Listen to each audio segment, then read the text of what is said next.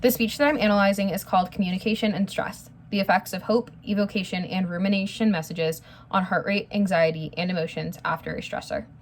Essentially, what these scientists set out to research was how feedback feeds into the way that people view their speech after they give a speech. In this case, it was a speech for a job interview, but really they were looking at communication stressors, not necessarily everyday life stressors. So they defined hope and rumination at the very beginning of their study, and basically they defined hope as a positive reinforcement message where people are told to look towards the future and the feedback that they're getting points them towards that direction, whereas rumination was a negative way of looking at a speech. So that would be something along the lines of telling somebody, hey, that was a really good job and here are some things that you can improve on for the future, versus telling somebody this speech was bad and you totally failed this assignment. They really wanted to see how communication can influence somebody even after they're out of that stressful environment and after they've given a speech. They discussed how supportive communication can be vital for people, as well as how bad communication and rumination can make people relive stressful events in their life. And then they go on to describe how negative stress can be for people.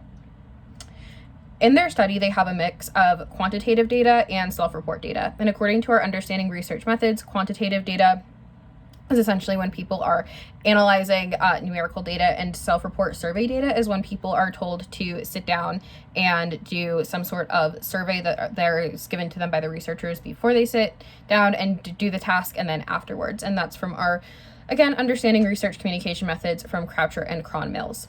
Basically what these people did was they had a set of participants answer a health data survey before they even were considered for the study, so they could rule out people who already had a condition that made their heart beat really fast for their study, so that way they could have good data and good participants coming in who wouldn't skew the research study either way.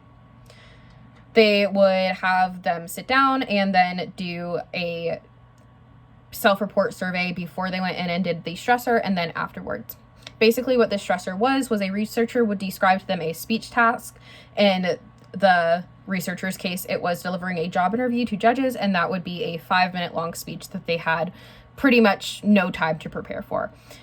They would have to go and they would have to present themselves to 2 judges who were randomly assigned some sort of feedback message to give, and that was one of hope, rumination, or distraction. The distraction one was to make them just not think about the speech task at all.